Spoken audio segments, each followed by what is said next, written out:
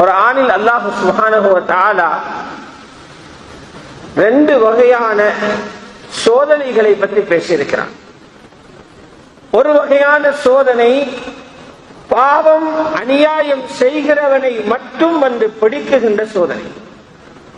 ஒருவன் பாவம் செய்கிறான், ஒருவன் அநியாயம் செய்கிறான், அவனை என்ற சோதனை அல்லது அந்த தண்டனை அவனை வந்து பிடித்து அழிக்கிறது, நாசமாக்கிறது.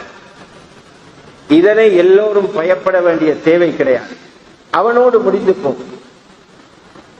இன்னொரு சோதனையை குர்ஆன் சொல்லுகிறது, ஆமான ஃபித்னா.